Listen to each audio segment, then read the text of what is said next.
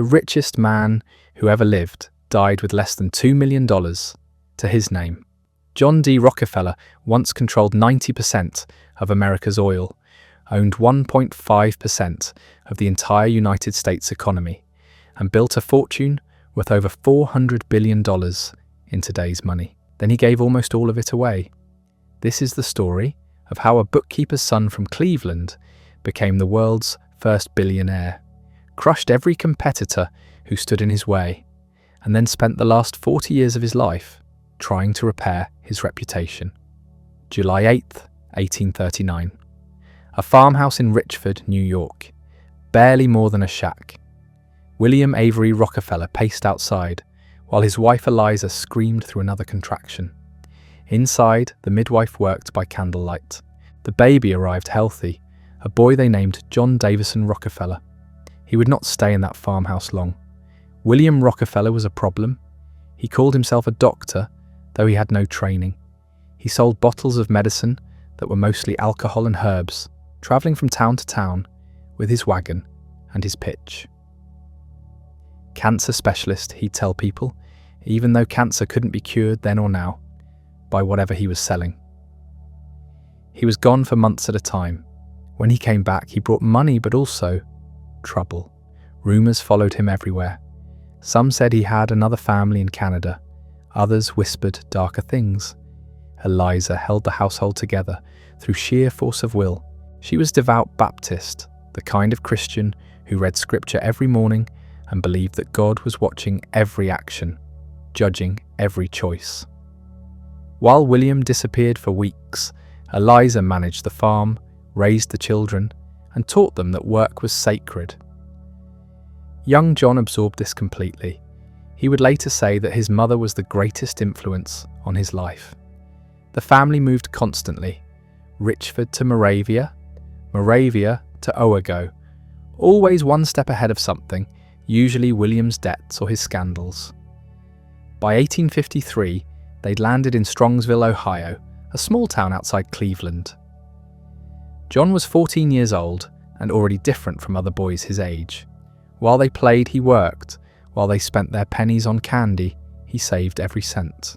He kept a small ledger even then, recording every transaction. 3 cents for candy, 5 cents earned doing chores. The numbers had to balance. This wasn't play for him. This was how the world worked, and he was learning the rules. His first job outside the family came at 16, a bookkeeper position at Hewitt & Tuttle, a produce shipping company in Cleveland. The interview was brief. The partners asked if he could do the work. John said yes. They offered him 50 cents a day. He took it without negotiation, then went home and recorded the arrangements in his ledger with perfect precision.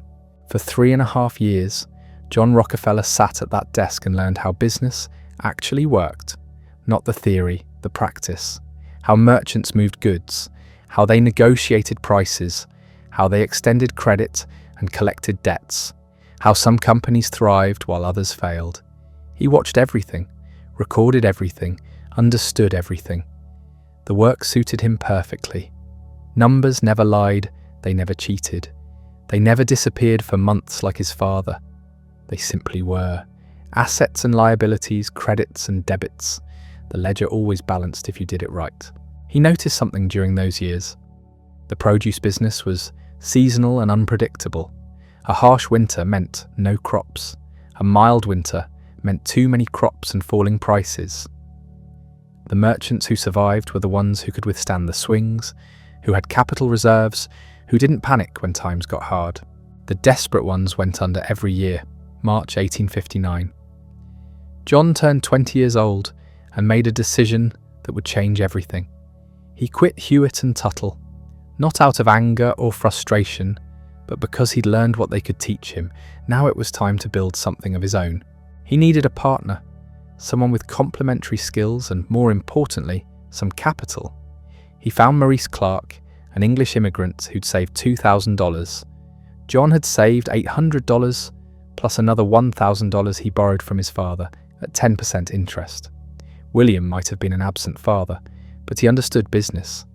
That loan would be repaid with interest, no exceptions. Clark and Rockefeller opened their doors, as commission merchants. They didn't own the goods they sold. They connected buyers and sellers, taking a percentage of each transaction.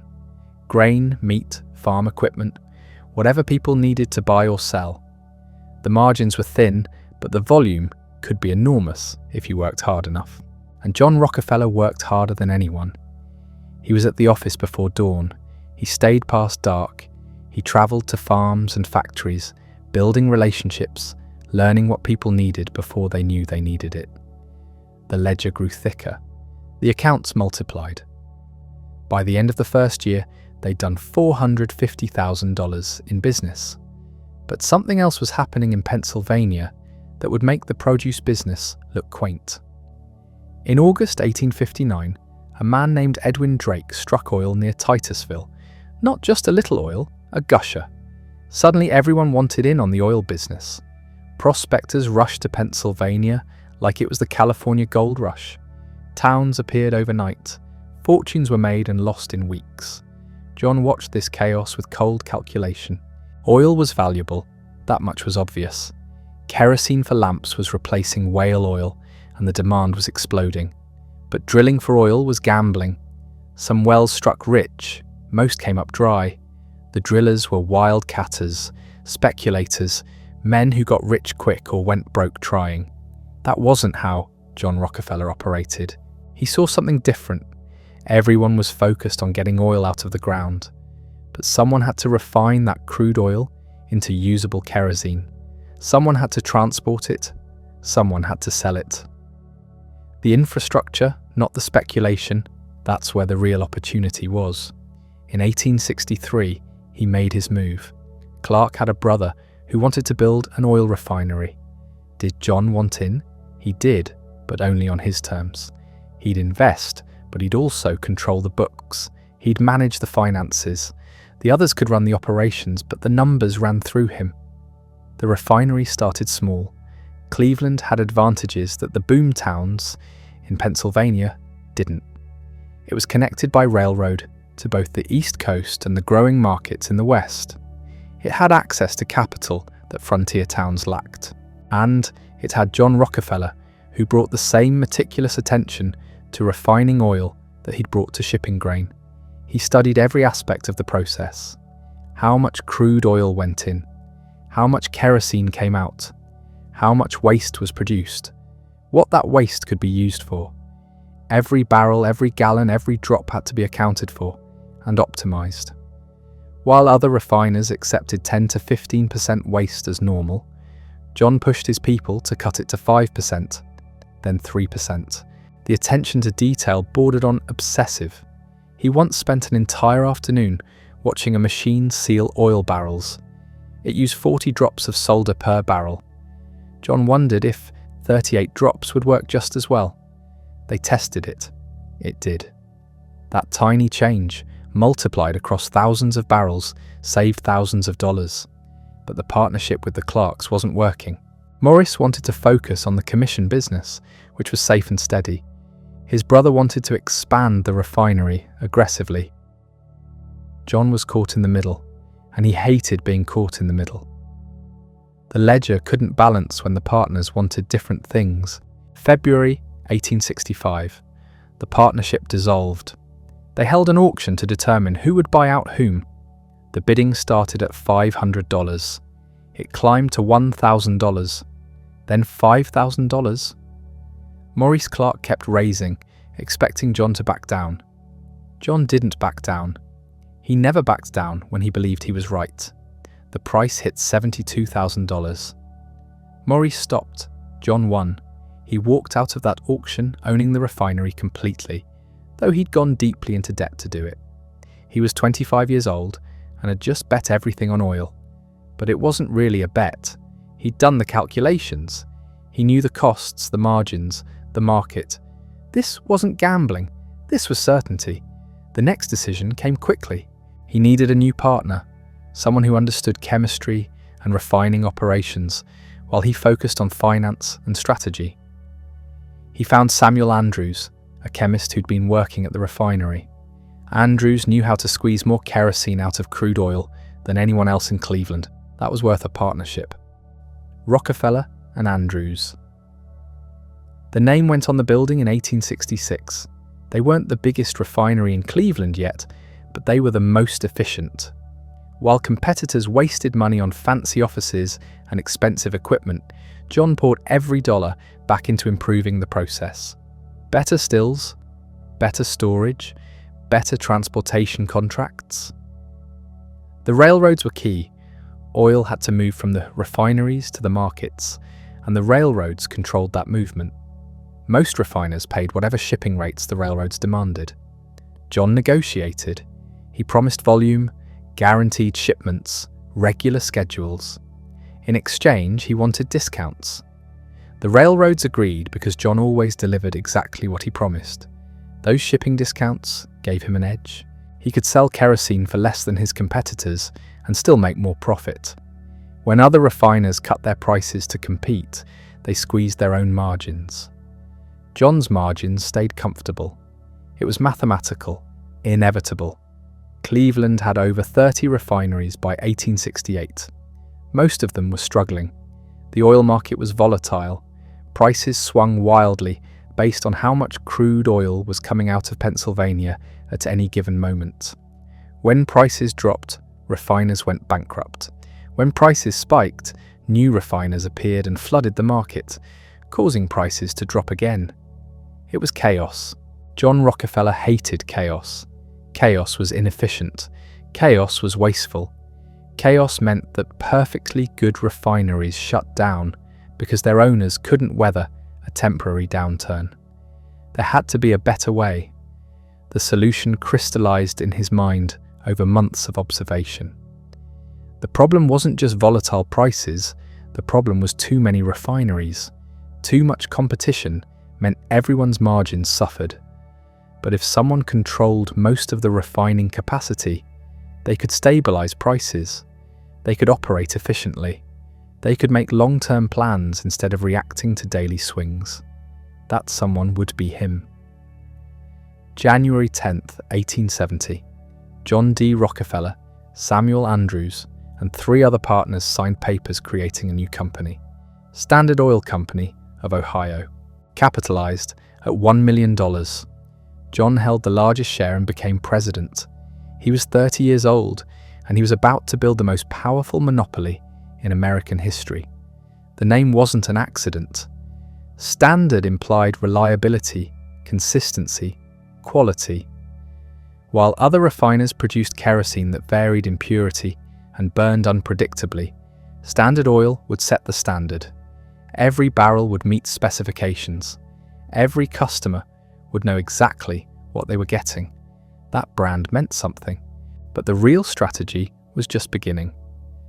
John looked at those 30 refineries in Cleveland and saw an opportunity. Most were barely profitable.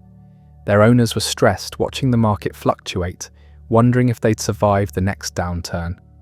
John would offer them a way out. He called it the Cleveland Massacre, though John himself never used that term. He preferred consolidation. The strategy was elegant in its brutality. Between February and March 1872, John and his partners approached every refinery owner in Cleveland with an offer. Sell to Standard Oil. The price would be fair, sometimes generous. Owners could take cash or Standard Oil stock. Some could stay on as managers, but the offer wouldn't last forever. Most owners were terrified. Rumors swirled through Cleveland's business district. Standard Oil was backed by powerful railroad interests. They could get shipping rates no one else could match. They had unlimited capital. Fight them and you'd be crushed. Sell now, and at least you'd get something. 22 of Cleveland's 25 refineries sold to Standard Oil within 48 hours. 2 more followed in the next week. By the end of March, John controlled almost all of Cleveland's refining capacity. The entire operation took 6 weeks. What the sellers didn't fully understand was that John hadn't used railroad backing or unlimited capital. He'd used psychology. The threat was mostly perception. Standard Oil was stronger than competitors, certainly, but not overwhelmingly so. Not yet. But the appearance of inevitability created actual inevitability. Owners sold because they believed resistance was futile. Their surrender made it true. The few who refused learned a harsh lesson. John didn't need to destroy them directly. He simply negotiated railroad shipping rates they couldn't match, undercut their prices slightly, and waited. Within months they were begging to sell, and by then the price had dropped. One owner held out longer than the rest. His name was Frank Rockefeller, John's younger brother. Frank owned a competing refinery and refused to join Standard Oil on principle. He wanted to prove he could succeed independently. John let him try for a while, then systematically eliminated every advantage Frank had until Frank's refinery became unsustainable. When Frank finally sold, John paid him a fair price, shook his hand, and never spoke of it again. Business was business. Cleveland was just the beginning. John looked at the national landscape and saw the same problem repeated in every oil region. Pennsylvania had dozens of refineries. New York had refineries. Pittsburgh had refineries. All of them competing, all of them suffering from the same volatile market conditions. The solution remained the same: consolidation, control, standardization. But buying out every refinery in America would require more capital than Standard Oil currently had.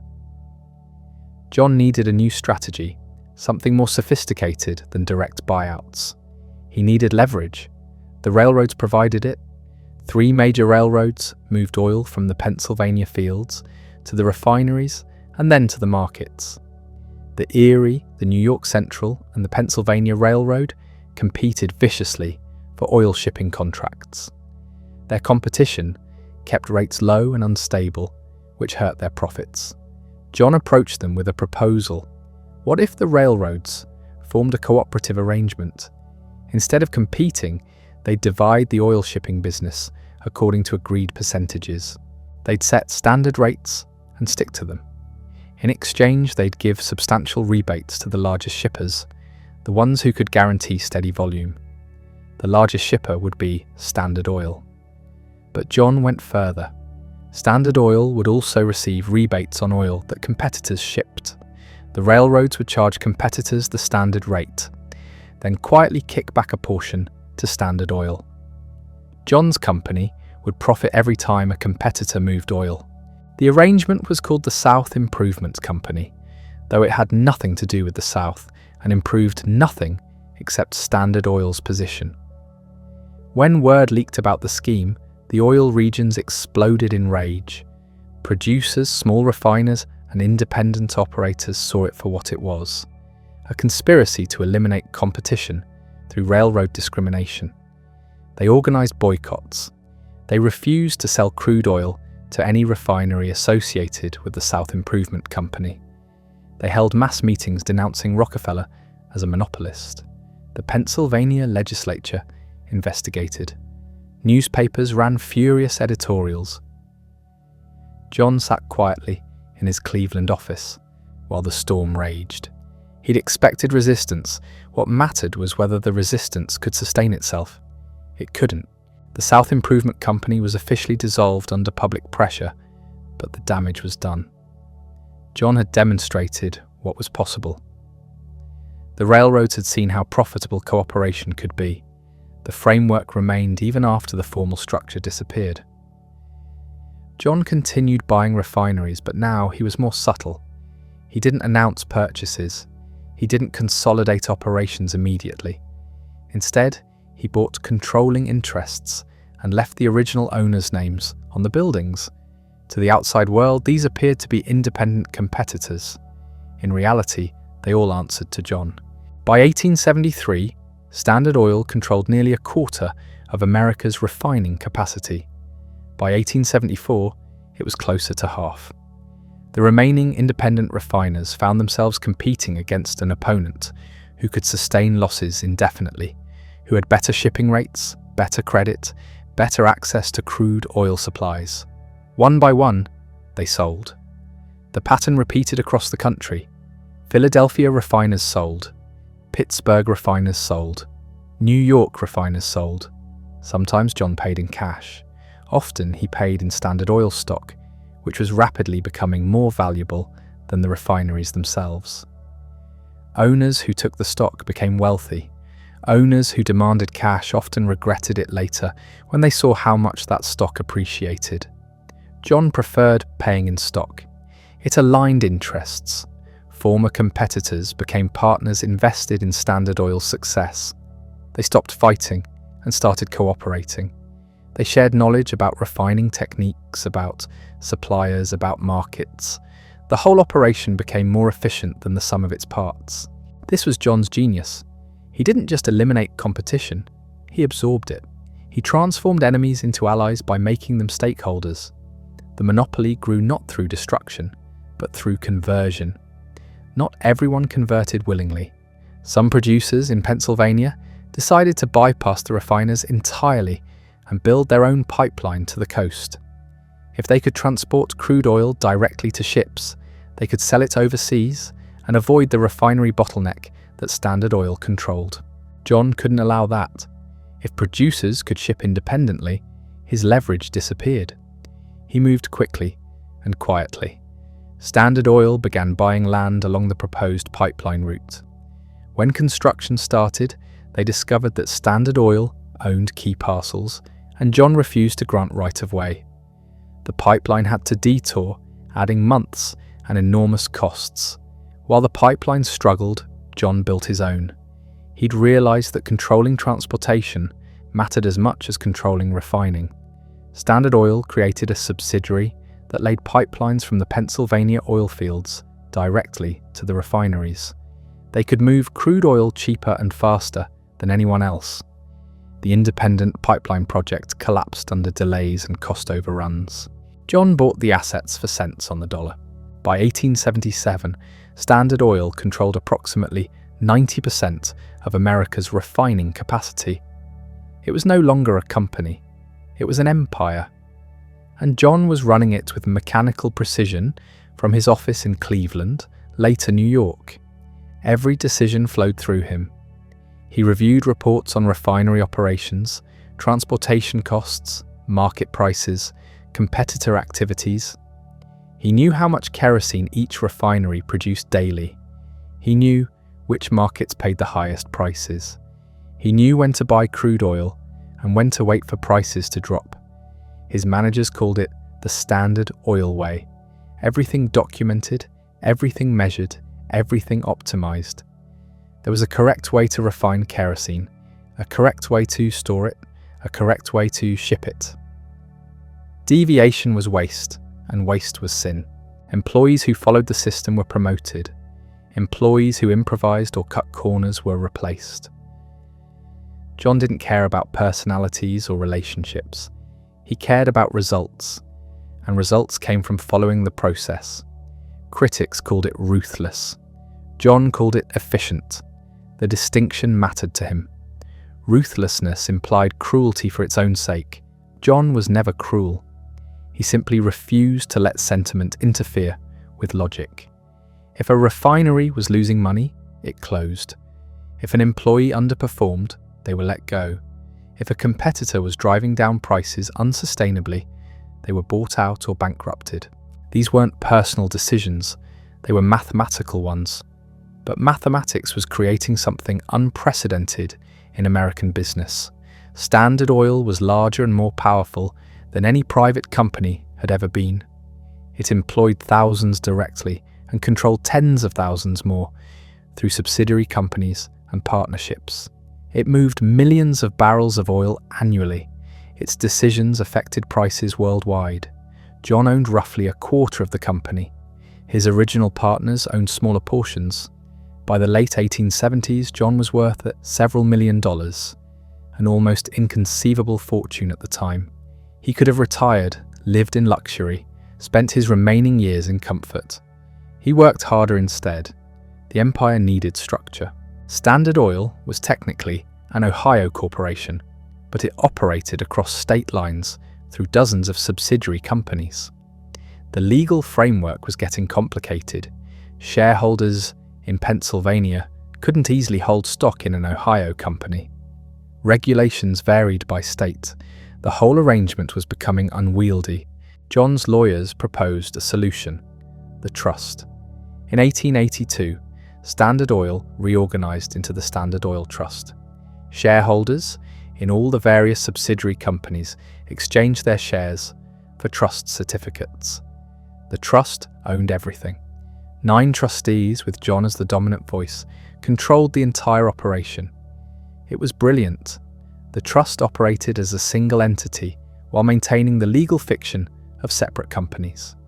It could move capital freely between subsidiaries. It could coordinate operations across the entire country. It could make decisions quickly without worrying about conflicting state regulations. It was also legally questionable, though that wouldn't become clear for years. The trust expanded beyond refining. Standard Oil bought pipelines, storage facilities, railroad tank cars. It built ships to transport kerosene overseas. It established distribution networks in every American city and towns across Europe, Asia, South America. When you bought kerosene anywhere in the world, you were probably buying Standard Oil kerosene, even if the can didn't say so. The company sold under dozens of brand names. Local distributors thought they were buying from independent suppliers. In reality, almost every path led back to New York, to the trust, to John. The profits were staggering. Standard Oil's annual earnings reached tens of millions of dollars. John's personal wealth climbed toward 100 million, then beyond.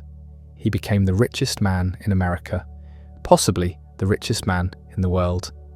And he continued living modestly. The same house, the same routine. Breakfast at 7, office by 8, home by 6. He didn't buy yachts or mansions or throw elaborate parties.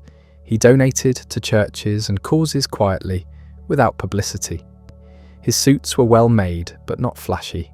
His carriage was comfortable, but not ostentatious.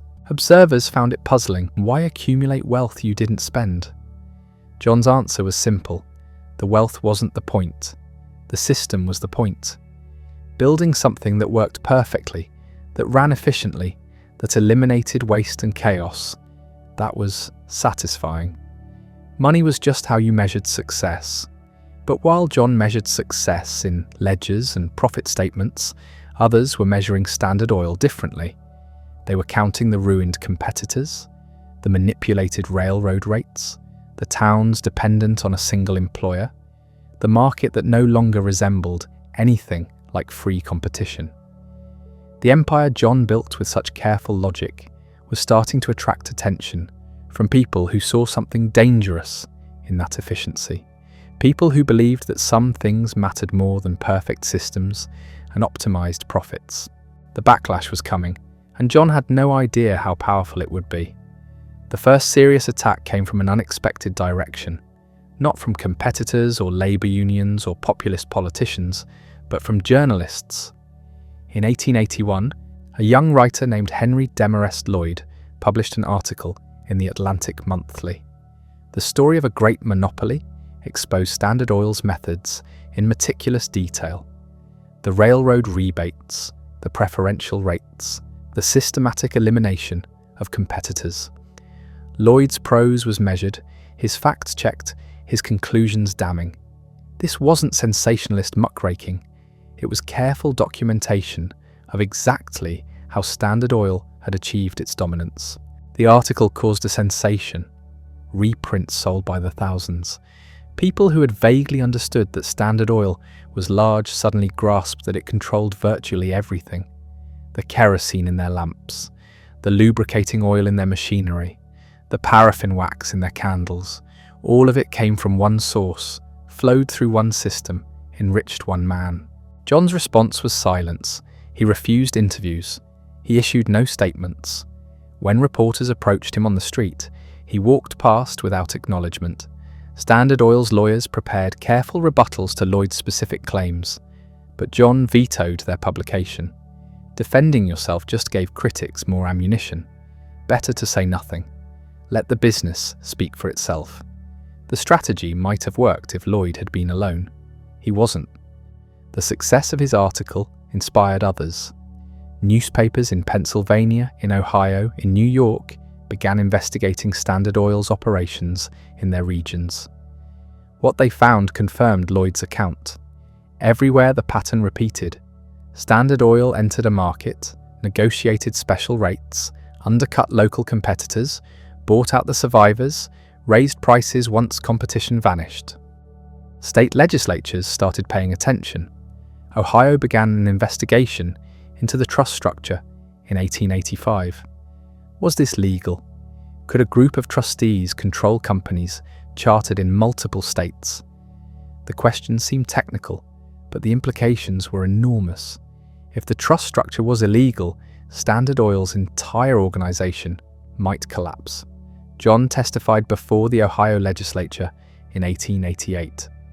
It was his first public appearance addressing Standard Oil's methods, and he approached it with characteristic calculation.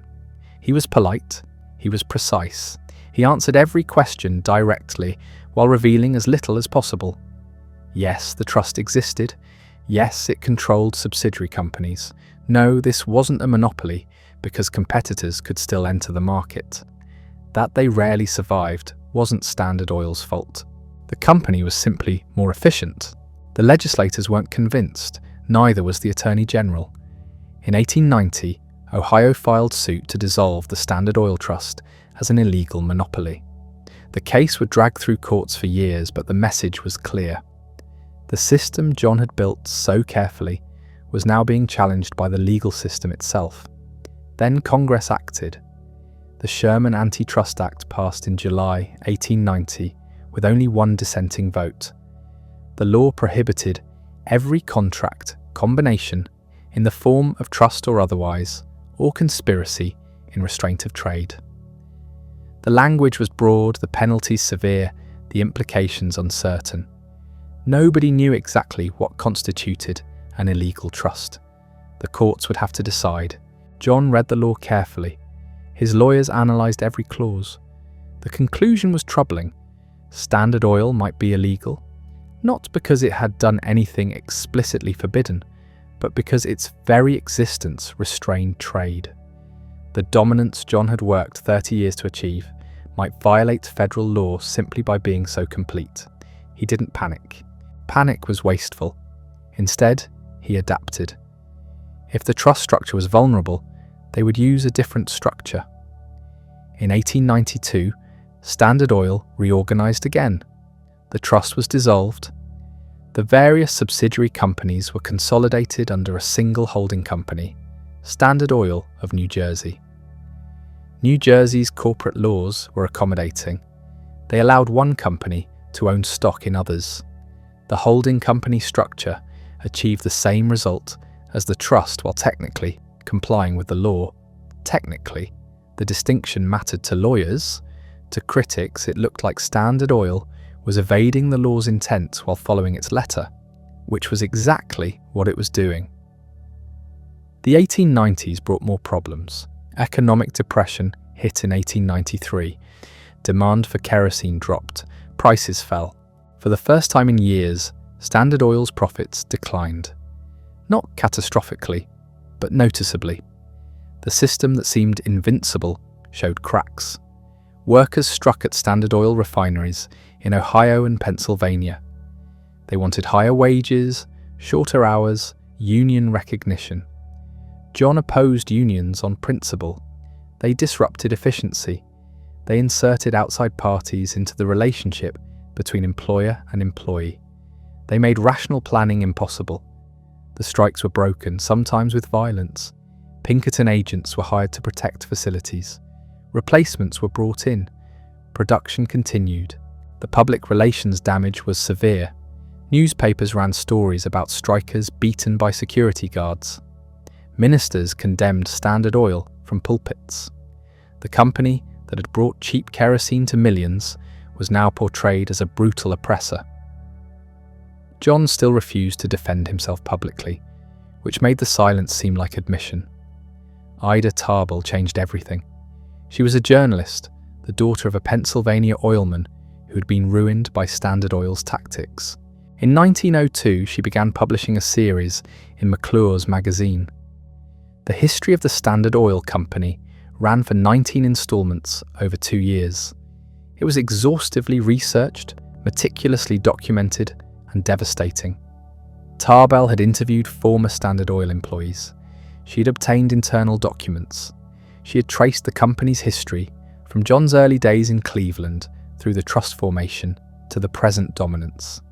She showed exactly how Standard Oil had achieved its monopoly and maintained it. The railroad rebates, the industrial espionage, the predatory pricing, the systematic elimination of competitors. All of it documented with dates, names, figures. John read every installment. He made notes in the margins. He disputed some facts, acknowledged others, but he still refused public comment. Defending yourself against critics just made them seem more important. Better to ignore them, but Tarbell couldn't be ignored. Her series was republished as a book. It sold hundreds of thousands of copies. It became the defining account of Standard Oil's rise. Suddenly everyone knew John's methods. The careful secrecy of 30 years evaporated. The system he had built in private was now dissected in public, and the dissection wasn't flattering. Theodore Roosevelt became president in 1901 after McKinley's assassination. Roosevelt believed in capitalism, but he also believed in regulation. He saw giant corporations as potential threats to democracy. If companies grew powerful enough to control markets, they could control government too. That couldn't be allowed. In 1906, the federal government filed suit under the Sherman Antitrust Act. United States versus Standard Oil Company of New Jersey sought to dissolve Standard Oil as an illegal monopoly. The case would take 5 years to resolve, but its filing marked a turning point. The government was directly challenging the company John had spent 40 years building. John was 73 years old when the suit was filed. He had recently stepped down from active management of Standard Oil, though he remained the largest shareholder. His health was declining. Stress manifested as digestive problems, insomnia, eventually complete hair loss. The robust young man who could work 18-hour days had become a frail old man who tired easily. But his mind remained sharp. He followed the antitrust case closely, reading transcripts, consulting with lawyers, offering strategic advice. The government's argument was simple. Standard Oil controlled 90% of oil refining in America. This level of dominance couldn't exist without restraint of trade. The monopoly itself was the violation. Standard Oil's defense was equally simple. The company had grown large by being efficient. It hadn't broken any laws. Competitors were free to enter the market. That they rarely succeeded wasn't Standard Oil's responsibility. Size wasn't illegal. Efficiency wasn't illegal. Success wasn't illegal. The trial lasted 2 years. Witnesses described decades of Standard Oil's competitive practices. Former employees testified about internal operations. Economists debated whether monopolies were inherently harmful.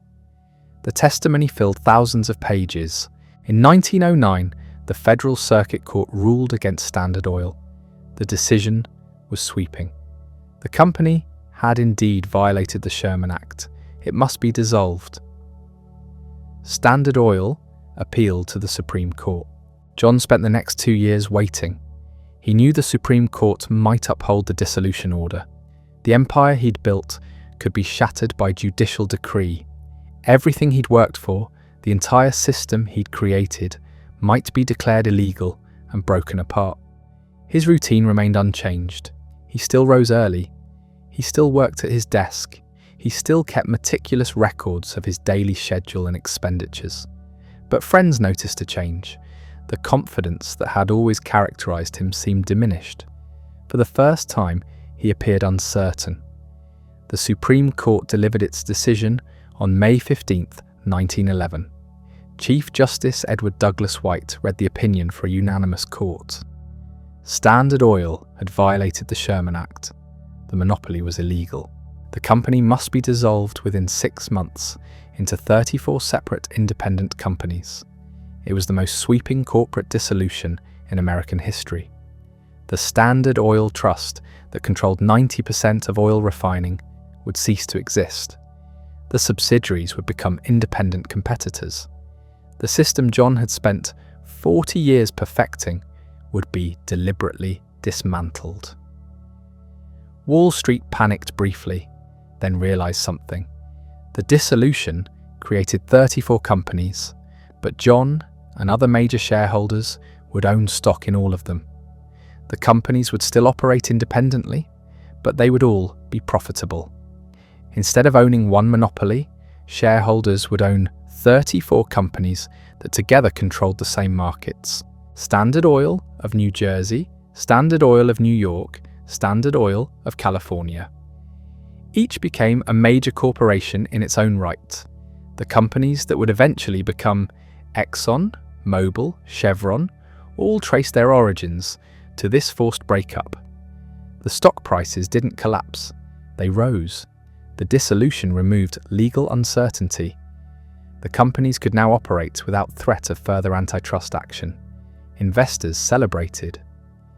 John's personal wealth, which had been approximately $300 million when the suit was filed, climbed past $900 million in the years following dissolution. He had been broken up and become richer. The government had won its case and made him wealthier. The irony wasn't lost on anyone, least of all John. But wealth wasn't the point anymore. It hadn't been for years.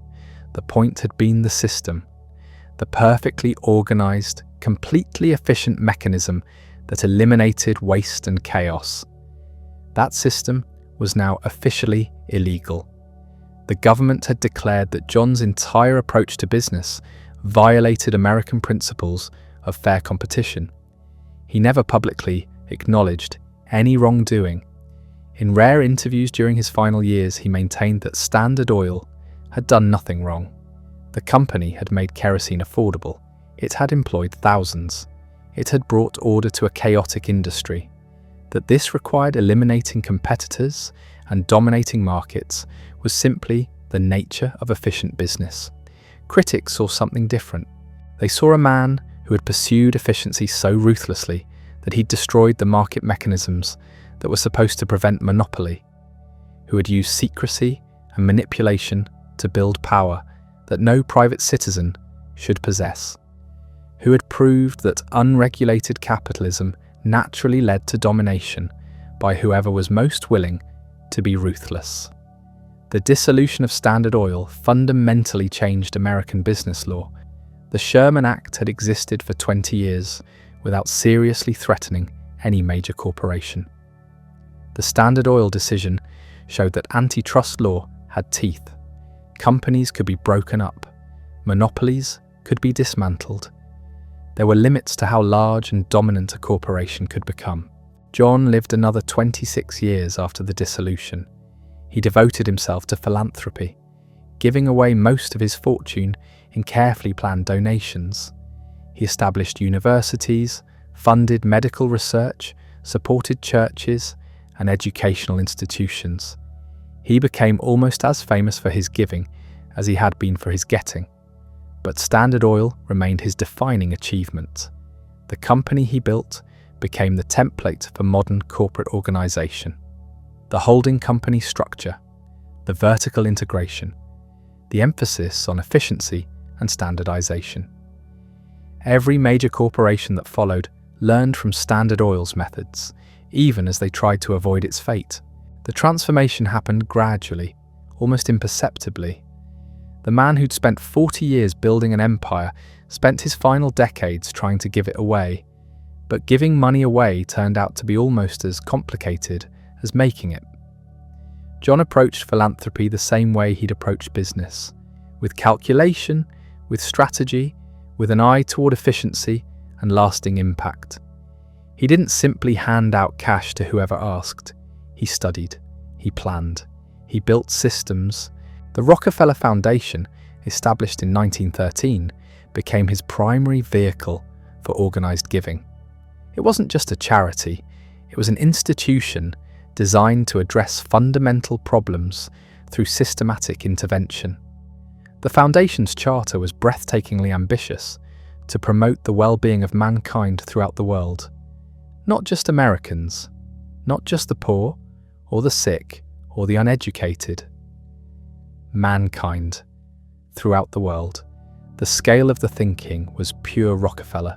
Medical research became one major focus. The foundation funded campaigns against hookworm in the American South, yellow fever in Latin America, and eventually helped establish public health systems across multiple continents. They didn't just treat sick people, they built the infrastructure to prevent disease.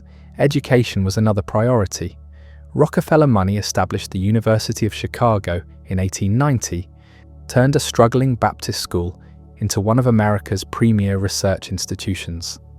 He funded Spelman College, a historically black women's college in Atlanta. He supported countless smaller schools and libraries.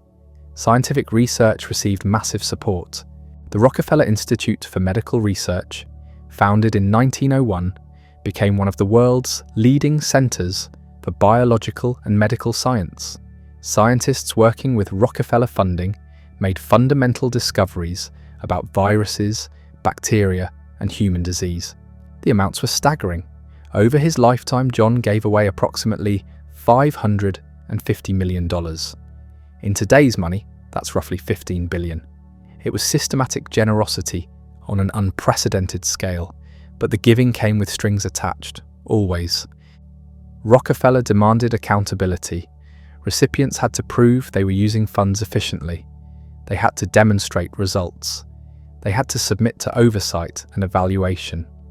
The same obsession with efficiency that had built Standard Oil now governed his philanthropy. Critics saw hypocrisy. How could a man who destroyed competitors and manipulated markets suddenly claim to be serving humanity? The money came from practices that had been declared illegal, from workers who'd been paid minimal wages, from communities whose resources had been extracted and whose businesses had been crushed. Was giving back a fraction of what you'd taken really generosity? The question haunted discussions of Rockefeller philanthropy then and now. Some historians argue that the charitable giving was genuine, motivated by sincere religious conviction and a desire to do good. Others see it as reputation laundering, an attempt to buy respectability and public forgiveness. The truth was probably both, and neither. John genuinely believed he was doing good work. His religious faith, though criticized as hypocritical by enemies, appears to have been real. He attended church regularly throughout his life. He read scripture. He believed wealth was a divine trust that carried obligations, but he also understood public relations. The philanthropy transformed his image from robber baron to benevolent patriarch. The photographs from his later years show a gentle old man handing out dimes to children, not the ruthless businessman who crushed competitors without hesitation. The dimes became famous. Starting around 1913, John began carrying a pocketful of new dimes everywhere he went. He'd hand them out to children, to workers, to anyone he encountered. It became his signature gesture. A dime was worth something in 1913, about $3 in today's money. But the gesture itself was worth more. It was humanizing, accessible. The richest man in America, giving pocket change to ordinary people, created a connection that no amount of institutional philanthropy could match. Cynics called it a publicity stunt. They were right, but that didn't make it meaningless. The children who received those dimes remembered the moment for the rest of their lives. The strange old man with the thin frame and the piercing eyes who'd stopped to speak with them, who'd pressed a shiny coin into their palm and told them to save it. Some kept the dimes forever. They're collector's items now. But the personal giving, the dimes and the handshakes, couldn't erase the Standard Oil legacy.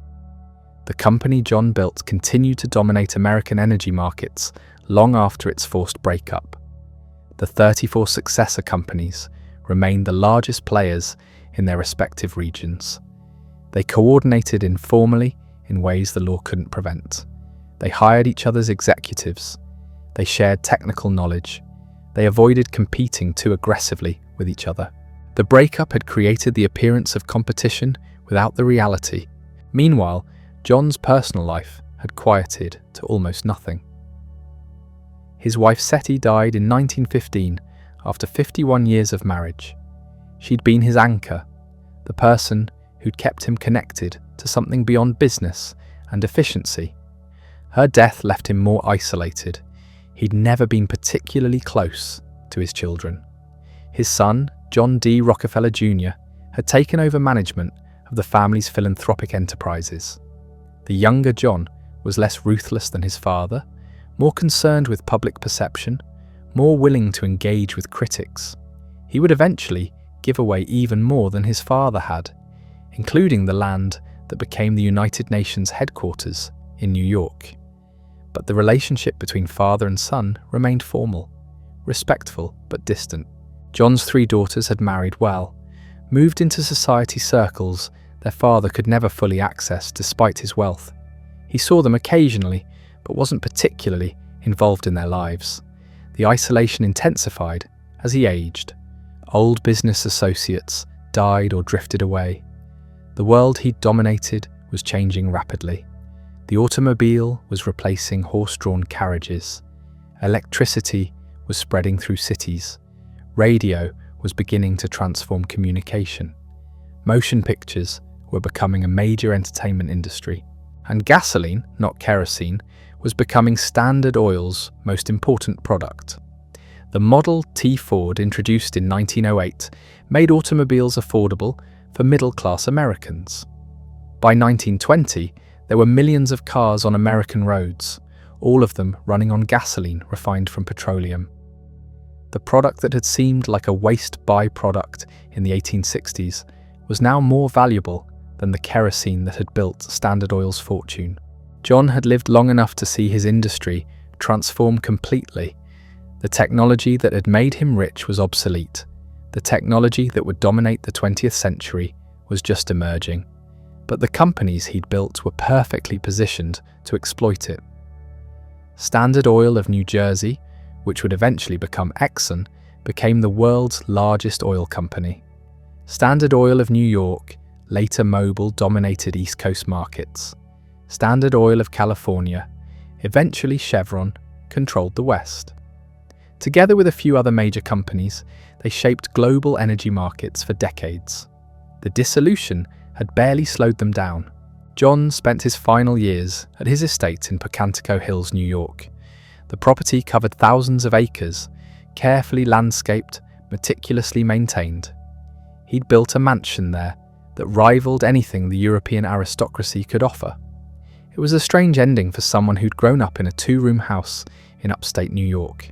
He followed a rigid daily schedule, rose early, ate simple food, took carefully measured exercise, avoided stress. His doctors had warned him for decades that overwork would kill him. He'd outlived most of them. He played golf badly, but enthusiastically. He counted every stroke meticulously, kept detailed records of his rounds, analysed his performance with the same attention to detail he'd once applied to oil refineries. Even recreation was a system to be optimised. Visitors reported that he remained sharp mentally well into his 90s. He read newspapers, he followed business developments, he asked detailed questions about the companies that bore his name, but he made no decisions. That era had ended. The public perception of John D. Rockefeller by the 1920s was complex and contradictory. He was simultaneously admired and reviled, a symbol of American success and American excess, a generous philanthropist and a ruthless monopolist, a deeply religious man and a conscienceless businessman. None of these contradictions bothered him particularly. He'd never cared much about public opinion except as it affected his business operations. The criticism that had wounded him in earlier years rolled off him now. He was too old, too rich, too removed from the daily struggle to care what newspapers said. But he never admitted wrongdoing, never acknowledged that Standard Oil's methods had been unethical, never expressed regret for the competitors destroyed, the workers exploited, the communities damaged. In his mind, he'd simply been efficient, more efficient than anyone else. That efficiency had benefited consumers, through lower prices, had benefited the economy through reliable supply, had benefited society through the wealth that funded his philanthropy.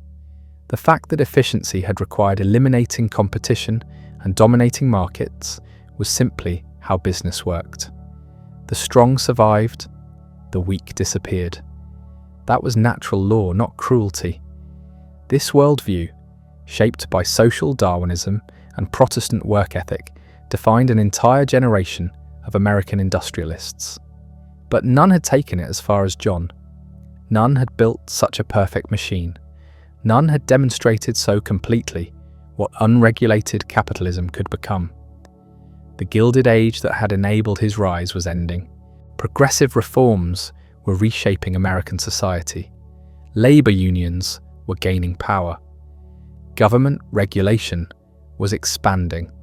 The assumption that business should be left alone to pursue efficiency without regard for broader social impact was being challenged.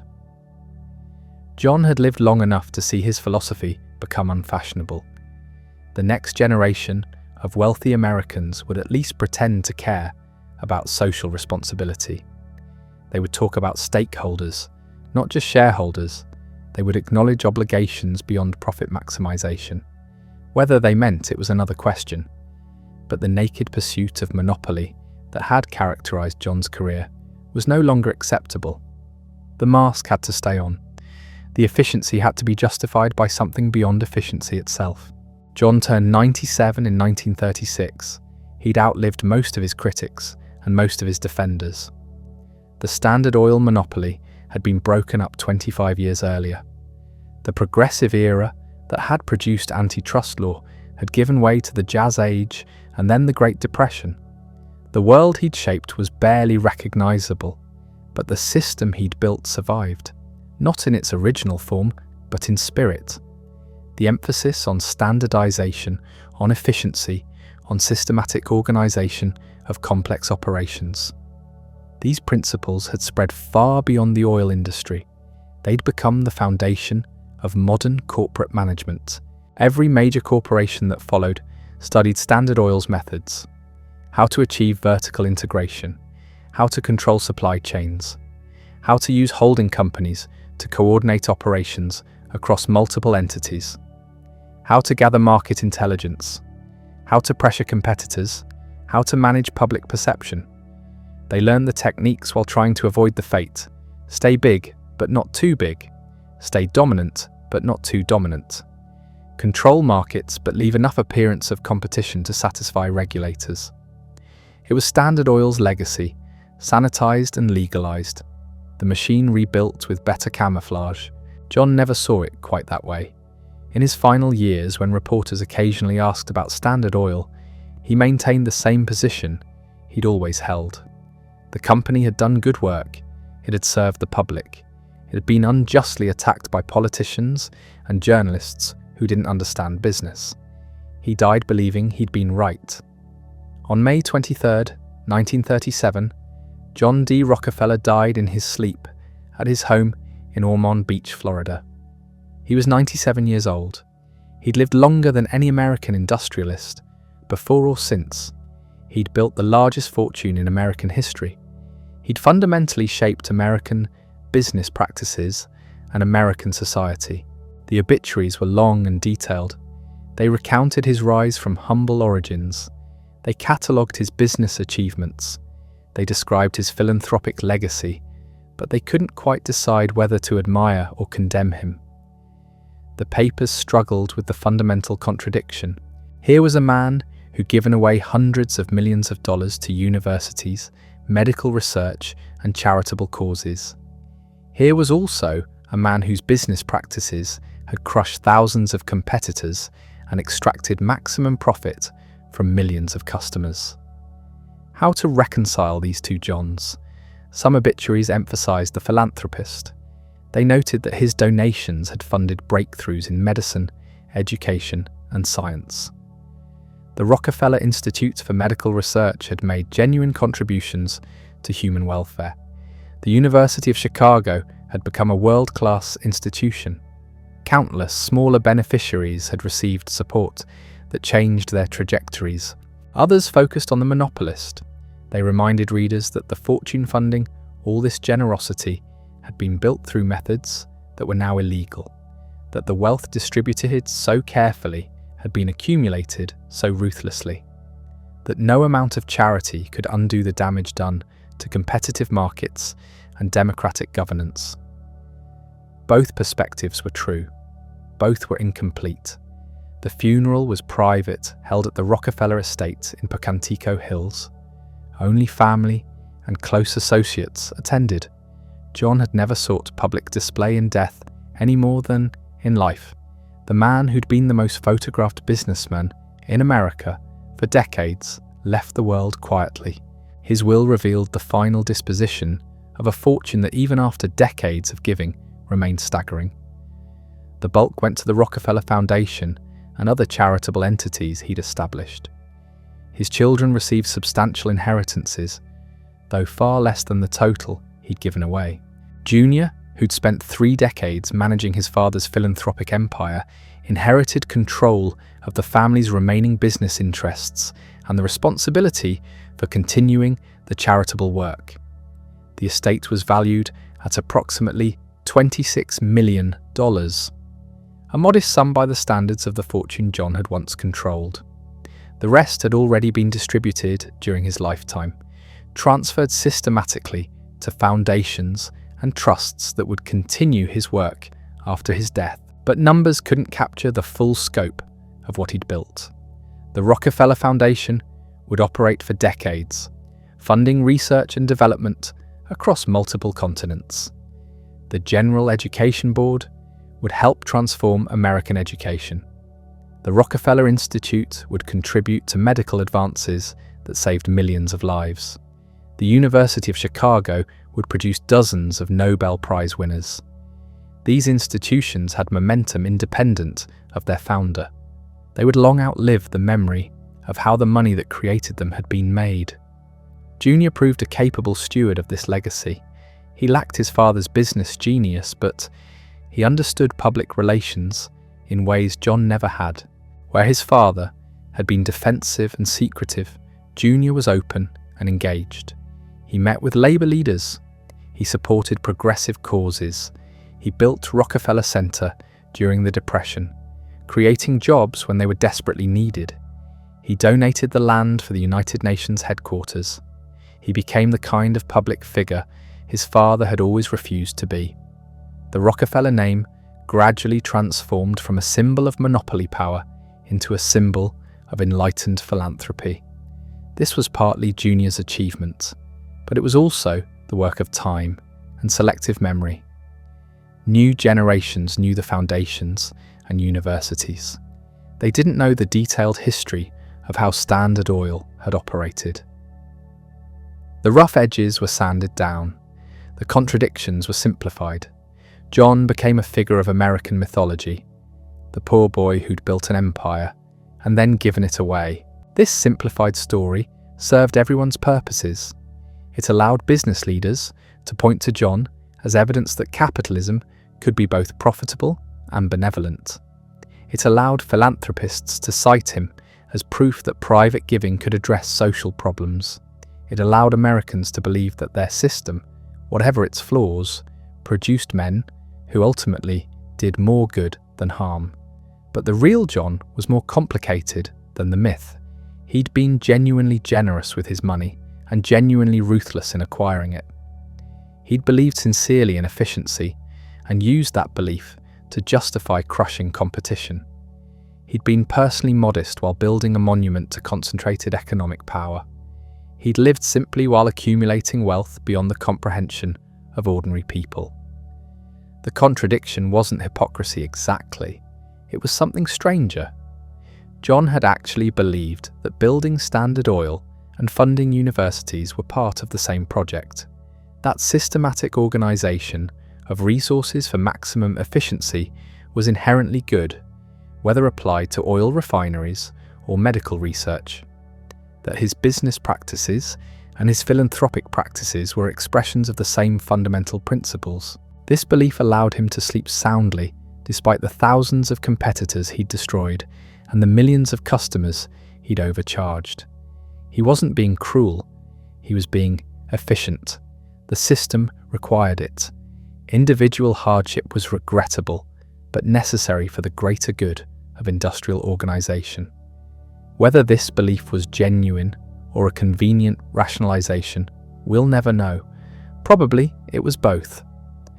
Human beings are capable of extraordinary self-justification. We can believe our own narratives even when they contradict observed reality. John believed he'd served humanity by building Standard Oil. He believed this until the day he died. The question that haunted his critics then, and haunts us now, is whether the ends justified the means, whether the medical research funded by Rockefeller money justified the business practices that created it, whether the universities he built balanced the markets he distorted, whether the good outweighed the harm. There's no objective answer. The calculation depends on values that can't be quantified. How much does efficiency matter compared to fairness? How much does innovation matter compared to competition? How much does philanthropic impact matter compared to the methods used to generate the wealth being distributed? These questions extended far beyond John. They applied to the entire system that had enabled his rise. American capitalism in the late 19th century had produced extraordinary industrial growth and extraordinary inequality. It had generated immense wealth and immense suffering. It had created opportunities for some and crushed opportunities for others. John was both product and architect of this system. He hadn't invented it, but he'd perfected it. He'd shown what was possible when someone pursued efficiency without constraint, when someone organized resources without regard for anything but optimal utilization. The result was Standard Oil, the most successful monopoly in American history, and the reason antitrust law exists. His death marked the end of an era in more ways than one. The last of the great 19th century industrialists was gone. Carnegie had died in 1919, Morgan in 1913, Harriman in 1909, Vanderbilt in 1877. The men who'd built America's industrial infrastructure and accumulated its first great fortunes were now all dead. Their children and grandchildren inherited wealth, but not the same ruthless drive. They'd been raised in comfort, educated at elite schools, socialized into the upper class. They were philanthropists and socialites, not builders and consolidators. They managed fortunes rather than creating them. They were respectable in ways their fathers had never been. This generational shift reflected broader changes in American society. The progressive era had imposed limits on business behavior. The New Deal had expanded government regulation further.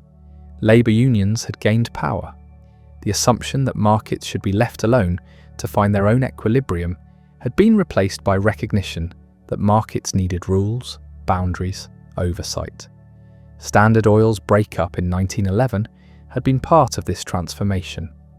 But the successor companies thrived. Exxon, Mobil, Chevron, and the others that emerged from the dissolution became major corporations in their own right. They competed with each other. Sometimes they also cooperated carefully within the bounds of what antitrust law permitted. The monopoly was gone, but oligopoly remained. John's methods had been outlawed, but his principles survived. Vertical integration became standard practice across industries. Systematic organization of complex operations became the foundation of corporate management. The pursuit of efficiency, above all else, remained the defining characteristic of American business.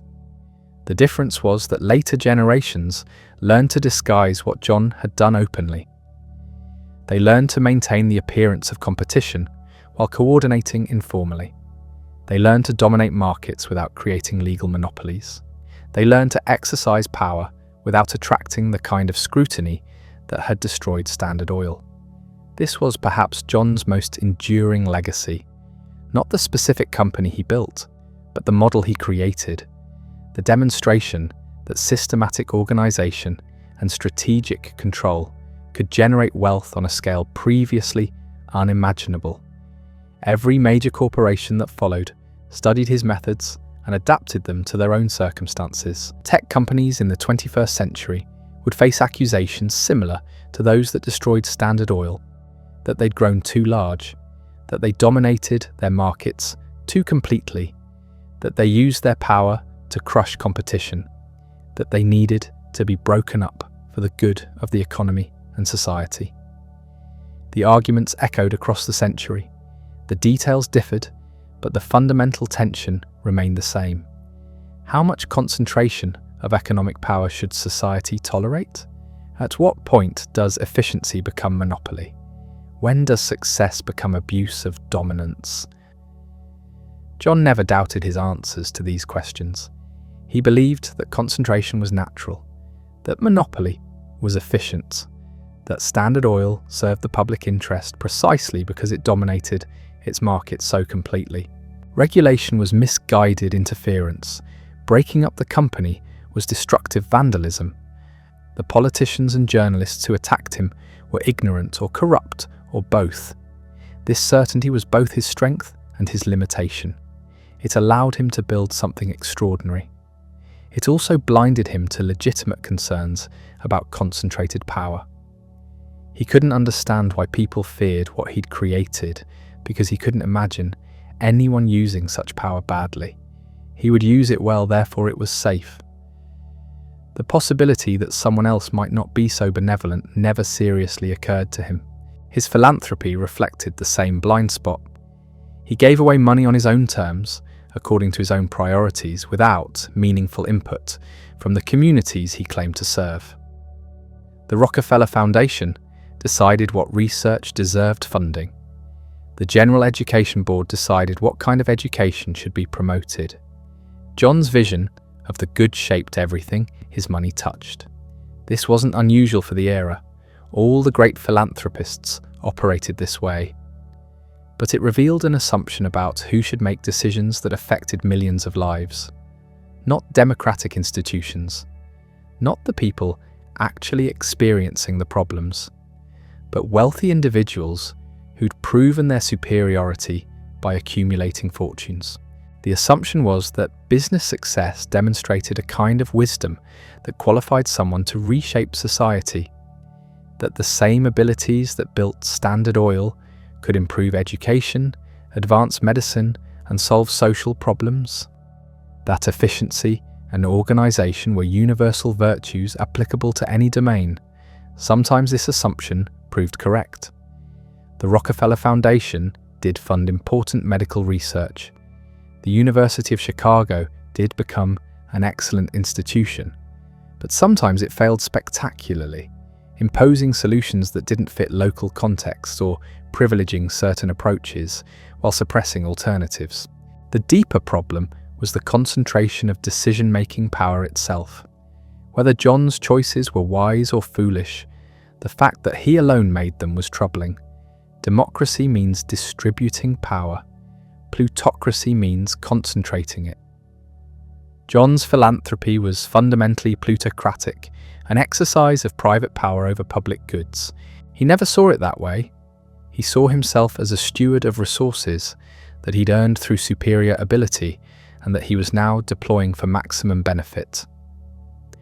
The fact that he got to define what constituted maximum benefit seemed natural to him. Who else was qualified to make such decisions? This question outlived him. As wealth inequality has grown over the past several decades, philanthropic power has grown with it. Modern billionaires fund charter schools, medical research, climate initiatives, and countless other causes. Like John, they operate largely according to their own vision of what society needs. Like John, they face criticism that private wealth shouldn't determine public priorities. The arguments haven't changed much in a century, neither have the stakes. The final decades of John D. Rockefeller's life played out in a peculiar isolation. He'd retired from active business management in 1897, stepping back from Standard Oil's day-to-day operations while retaining his massive ownership stake. He was still the richest man in the world, but increasingly he was a figure from another era, watching as the world he'd helped create moved beyond him. He settled into a routine as rigid as the one he'd maintained during his working years. Winters at his estate in Ormond Beach, Florida, summers at Forest Hill in Cleveland or Kikuit, his grand estate overlooking the Hudson River, golf every morning, business correspondence in the afternoon, family dinners, early to bed. The man who'd revolutionized an industry spent his final years in careful, controlled repetition. His body aged but refused to quit entirely. He'd always been thin, almost frail-looking despite his iron constitution. Now he became gaunt. His hair, which he'd started losing in his 50s due to alopecia, never grew back. He wore wigs in public. His digestion, always sensitive, became more troublesome. He followed strict diets prescribed by his doctors, eating plain foods in small portions at regular intervals. Yet he persisted. Into his 80s, then his 90s. The actuarial tables said he should have been dead. He kept going. Friends died. Business associates died. His son John Jr., whom he'd groomed to manage the family fortune and philanthropic enterprises, grew middle-aged while waiting for full control. The world outside his estates was transforming in ways that must have seemed incomprehensible to someone born before the Civil War. Automobiles replaced horse-drawn carriages. The Wright brothers flew. Radio arrived.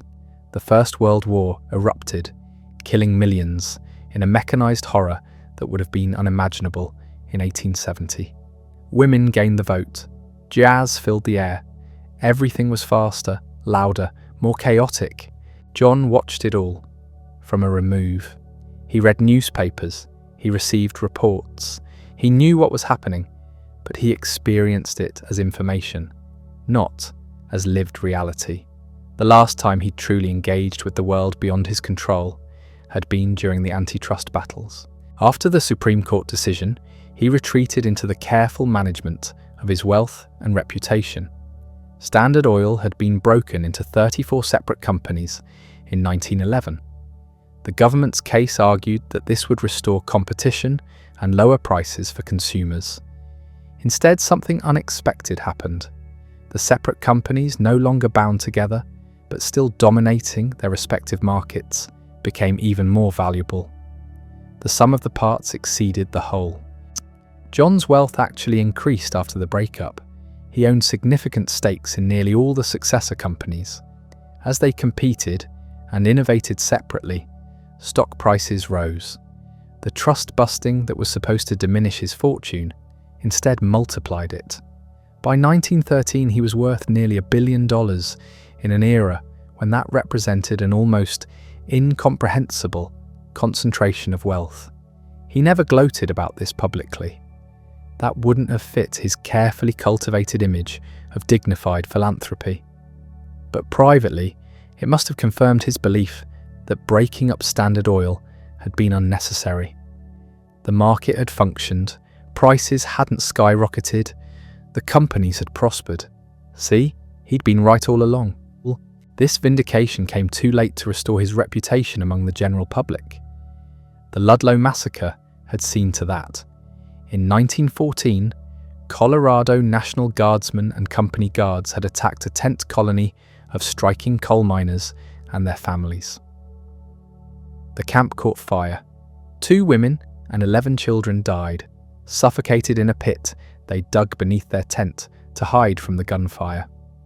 The mine was owned by Colorado Fuel and Iron, which the Rockefeller family controlled. John hadn't ordered the attack. He didn't know it was coming.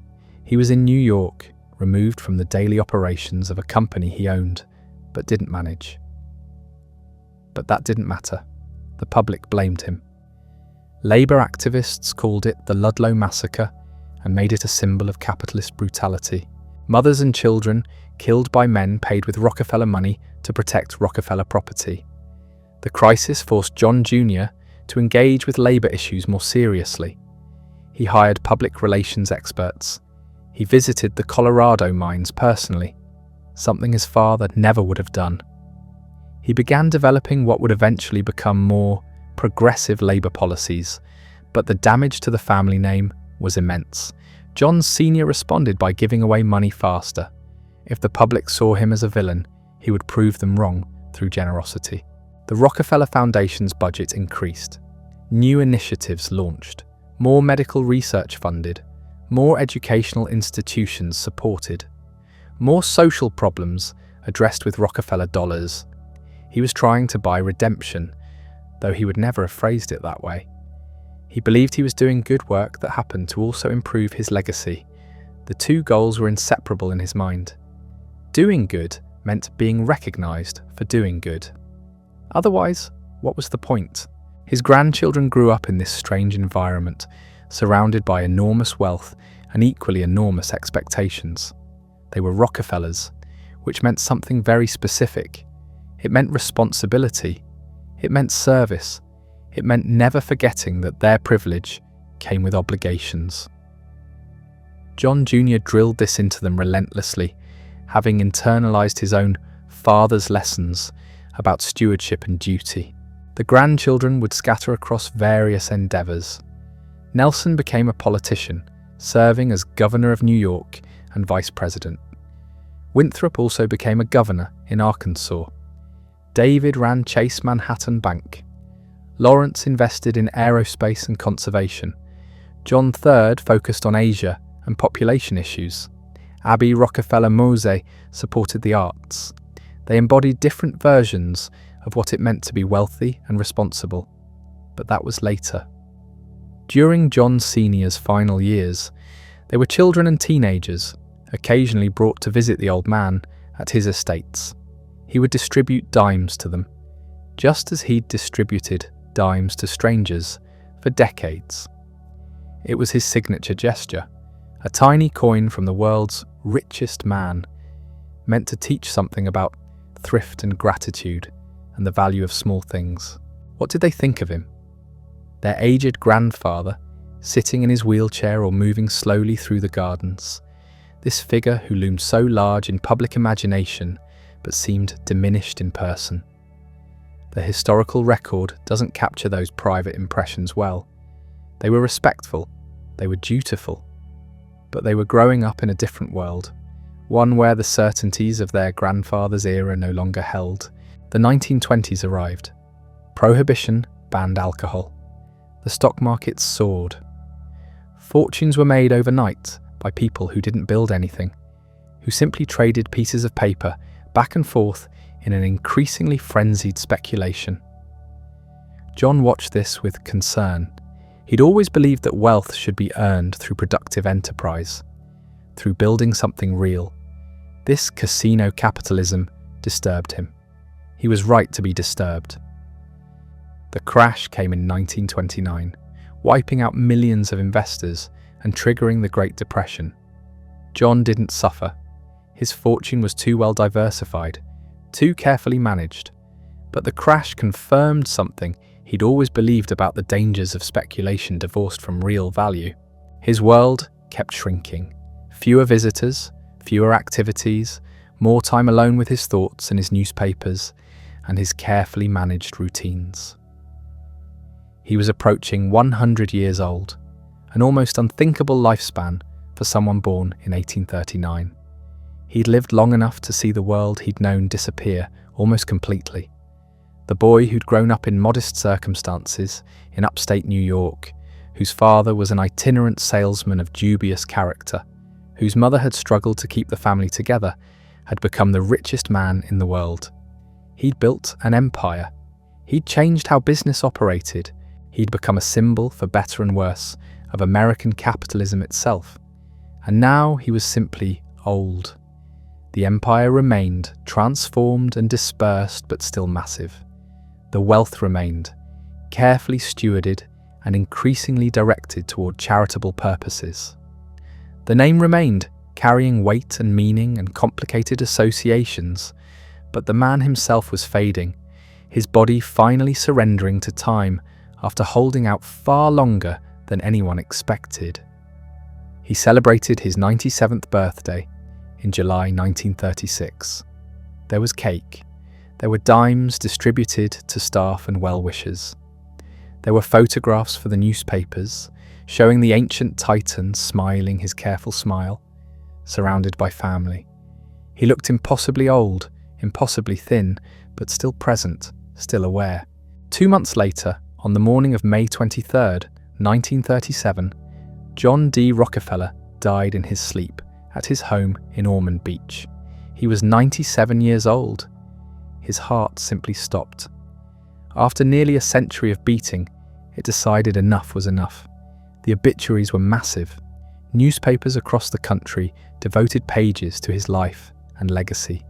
Some praised him as a great industrialist and philanthropist.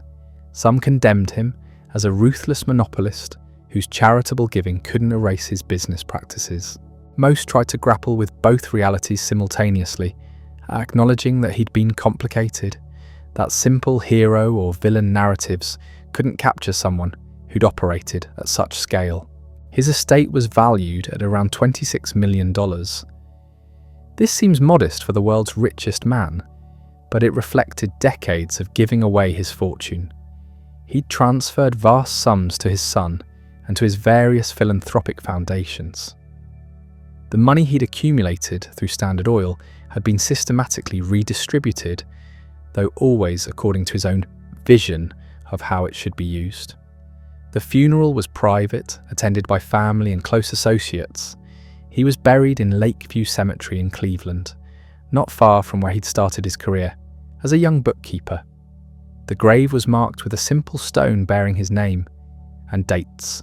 No grand monument, no elaborate tomb, just a marker indicating that here lay a man who'd lived and died. The world moved on. The Standard Oil successor companies continued operating, many of them growing into giants in their own right. Exxon, Mobil, Chevron, all traced their lineage back to the trust John built. The Rockefeller Foundation continued its work, funding research and initiatives around the world. The family remained prominent, though gradually the name became less associated with oil and more with philanthropy and public service. John's vision of capitalism, the belief that concentration and efficiency were inherently good, fell out of favour. The New Deal brought aggressive government intervention in the economy. Antitrust enforcement strengthened. The idea that business leaders should be left alone to do what they thought best was replaced by the idea that democratic oversight was necessary to prevent abuse of power. John would have disagreed strenuously, yet aspects of his approach persisted. The emphasis on efficiency and systematic organisation became standard in American business.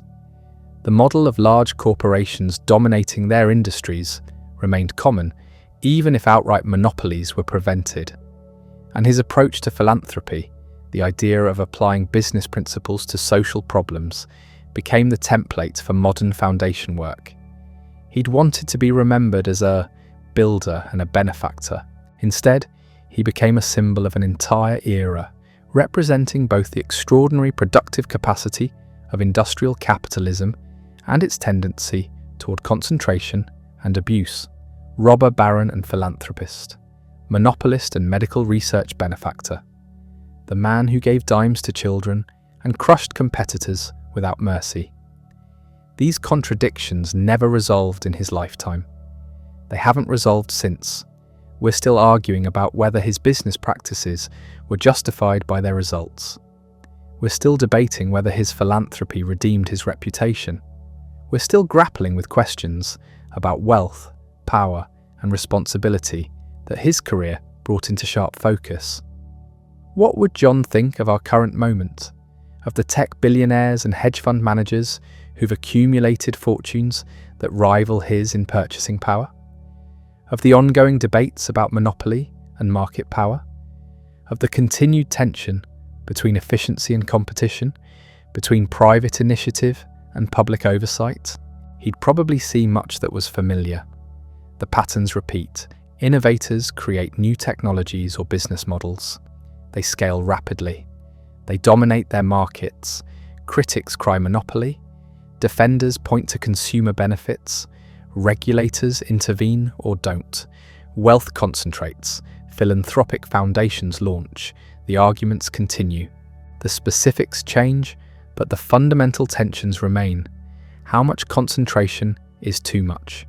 When does success become abuse? Who decides how private wealth serves public purposes? These questions outlasted John D. Rockefeller. They'll outlast us too.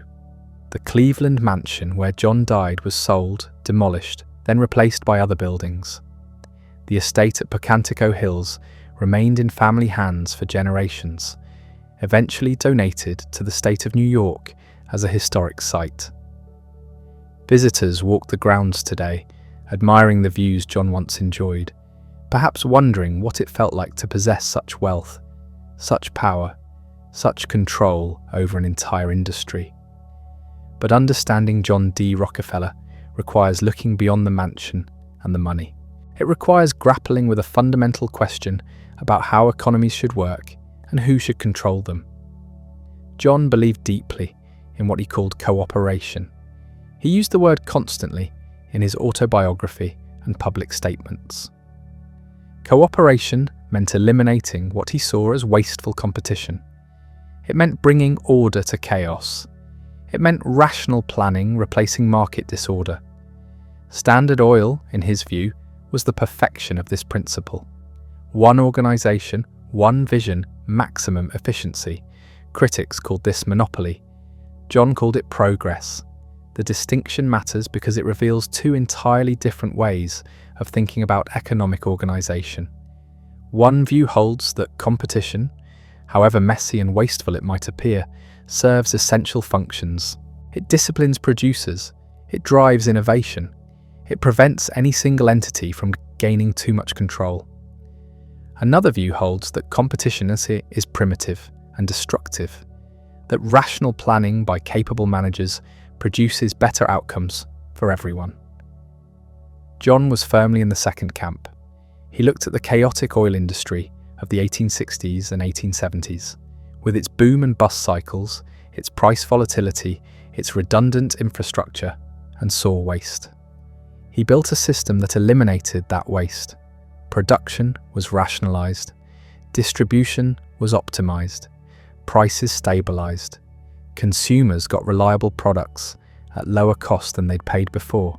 This wasn't entirely self-serving propaganda. Standard Oil genuinely did make kerosene cheaper and more widely available. The company's efficiency gains were real. The technical improvements were substantial. If the only measure of success is delivering product to consumers at low cost, Standard Oil succeeded brilliantly. But that's not the only measure. There's also the question of power and its potential for abuse. There's the issue of what happens when one entity controls so much that everyone else must deal with it on its terms. There's the problem of what economists would later call barriers to entry, the ways that dominant firms can prevent competition from emerging even when they're not technically breaking any laws. John never fully grasped why people found this troubling. He genuinely believed that if Standard Oil served consumers well, if it operated efficiently, if it didn't engage in crude price gouging, then what did it matter that the company dominated its industry? He'd earned that dominance through superior performance. Protecting inefficient competitors made no sense to him. This blind spot was characteristic. John understood business systems brilliantly. He understood markets poorly. He could see how to organize a company, but struggled to understand why people valued competitive markets, even when they produced less tidy outcomes. He knew how to accumulate power, but couldn't quite grasp why others feared concentrated power, even when wielded by someone who considered himself benevolent. The legacy extends beyond oil. Standard Oil's organizational innovations influenced corporate America for generations. The multi-divisional structure, the emphasis on systematic cost accounting, the use of statistical analysis to drive decisions, these became standard practice. Business schools taught case studies based on Standard Oil's methods. Managers studied how John had built his empire, but so did regulators. The progressive era reforms that followed the Standard Oil breakup established principles that still govern antitrust enforcement today. The idea that market dominance itself can be problematic, regardless of whether a company is technically breaking specific rules. The notion that certain business practices, while perhaps not illegal in themselves, become concerning when employed by firms with overwhelming market power. The principle that competition has value beyond pure efficiency. These ideas were tested against Standard Oil and refined through that experience. Modern antitrust law is in many ways a response to John D. Rockefeller, an attempt to prevent the emergence of future Standard Oils, while still allowing businesses to grow and succeed. Has it worked? The question remains contested. Some argue that antitrust enforcement has been too weak, allowing tech platforms and other modern monopolies to accumulate power rivaling Standard Oil's. Others contend that enforcement has been too aggressive, preventing beneficial mergers and punishing success. The arguments echo the debates of John's era with updated examples. What's clear is that the fundamental tension John's career exemplified never disappeared. Capitalism generates concentration. Successful companies grow. They achieve economies of scale. They develop competitive advantages. Left unchecked, this process tends toward monopoly, but checking it requires intervention that many see as interfering with property rights and market processes. John thought the solution was obvious. Let capable people build efficient organizations. Trust that their self-interest in maintaining their businesses would prevent abuse. Assumed that if a monopoly truly misbehaved, competitors would emerge to discipline it. Government should protect property rights and enforce contracts, but otherwise stay out of the way. History suggested this faith was misplaced. Standard Oil's competitors didn't emerge naturally. They were suppressed through practices that, while sometimes legal, prevented market forces from working. When the company was finally broken up, the successor firms competed vigorously, suggesting that the market could indeed function if given the chance. Consumer welfare didn't collapse when Standard Oil lost its monopoly. The industry adapted and continued serving its purpose. John never accepted this verdict. He died believing that the breakup had been a mistake, that it had destroyed something valuable, that the government had interfered with a system that was working well. His autobiography, written decades after the dissolution, still expresses bewilderment that anyone could have seen Standard Oil as harmful. This conviction reflects something important about how people see their own actions.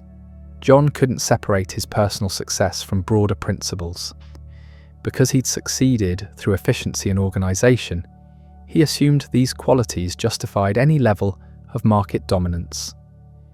Because he saw himself as honest and principled, he assumed the power he wielded was safe. Because his intentions were to serve customers and generate wealth, he couldn't understand why others found his methods threatening. The pattern appears throughout history. Powerful people, having achieved success through certain methods, become convinced those methods are inherently right. They see criticism as motivated by jealousy or misunderstanding. They interpret resistance as proof that others are too foolish to recognize what's good for them. John exemplified this tendency. He was brilliant, hard-working, and honest by his own lights. Therefore, he reasoned, the system he built must be good. But systems don't stay good just because their builders are talented. Power doesn't remain benign just because it's initially wielded carefully. The question isn't whether John D. Rockefeller was a good man or a bad man. It's whether any individual or organization should hold the kind of control he achieved, regardless of how they might use it. That question remains urgent.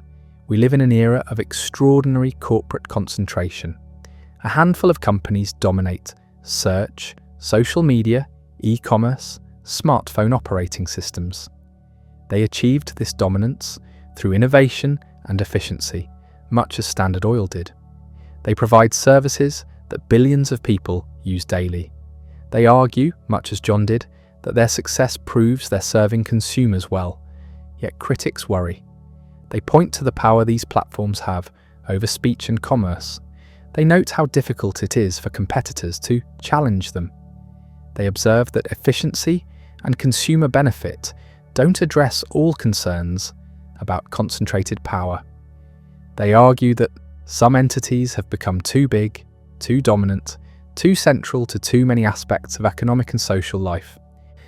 The debate continues with new examples but familiar themes: innovation versus control, efficiency versus competition, private initiative versus public oversight.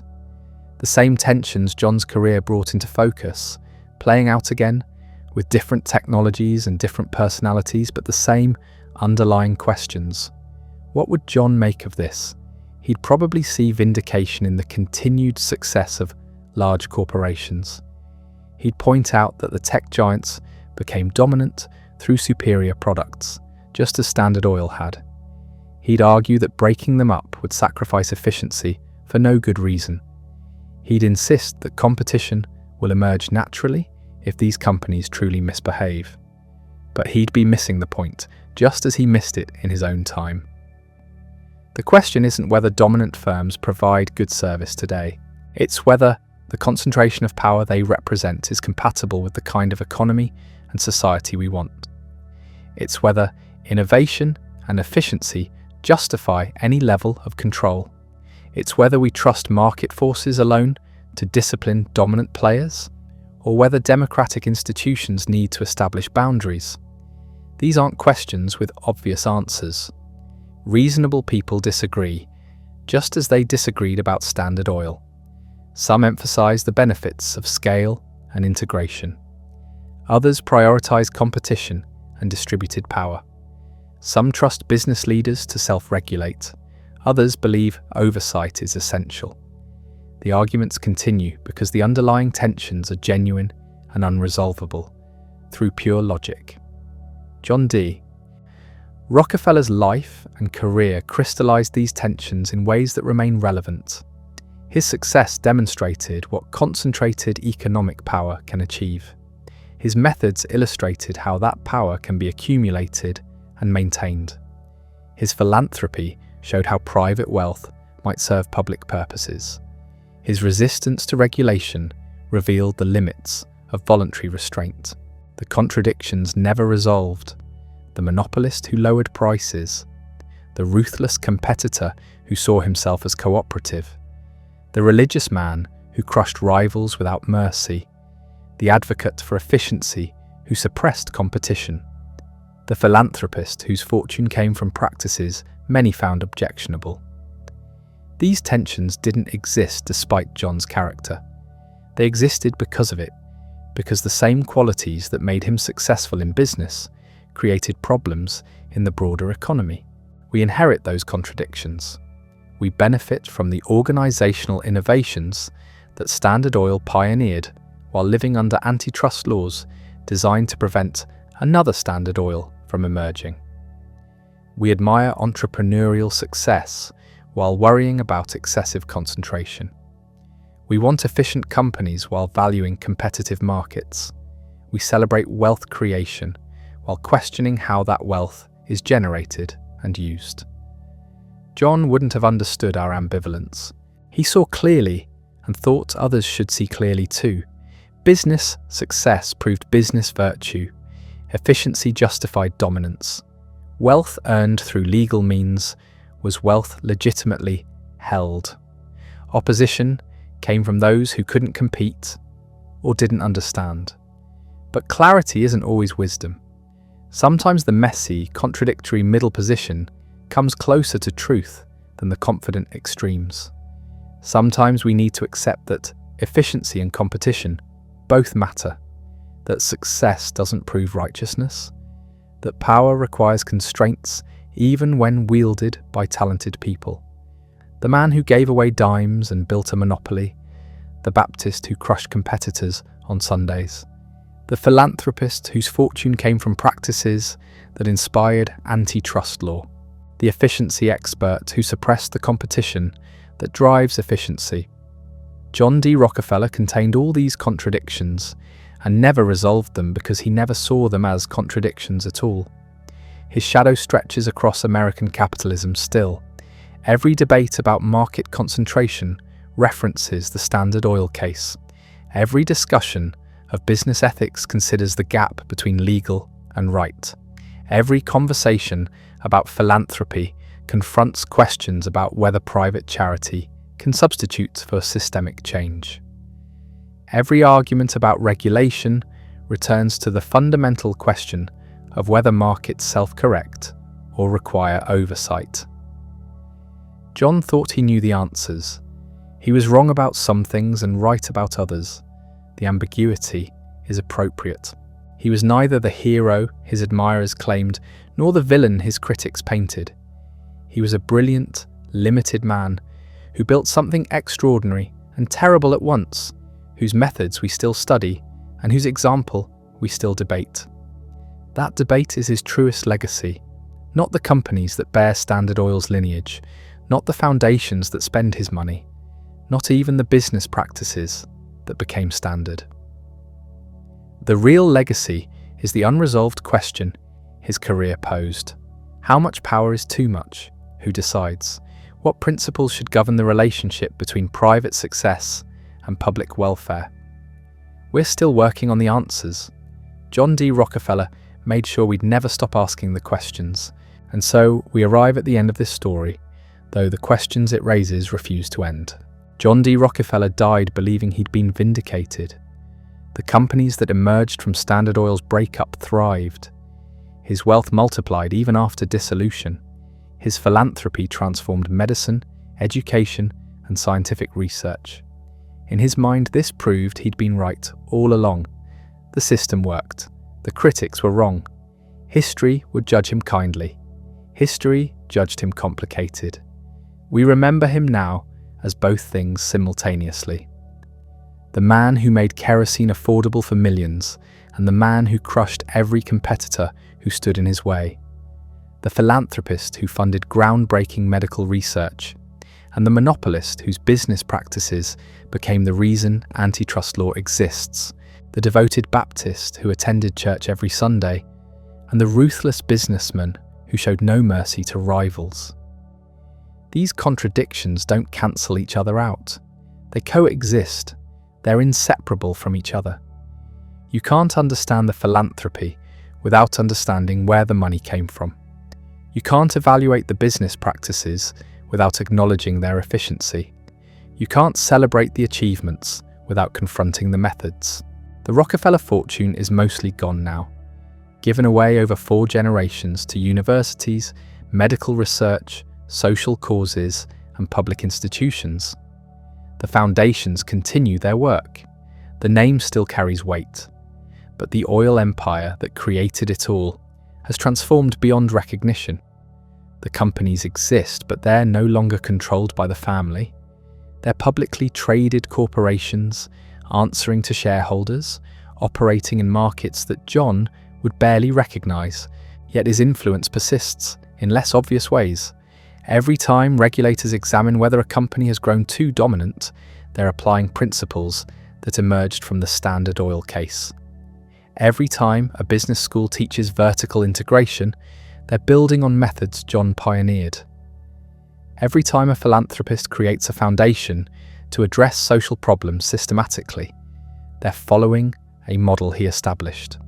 And every time we debate the relationship between wealth and power, between private initiative and public welfare, between efficiency and competition, we're having arguments that John's career made necessary. He thought he'd solved the problem. He thought cooperation was obviously better than competition. That organization was obviously superior to chaos. That efficiency justified dominance.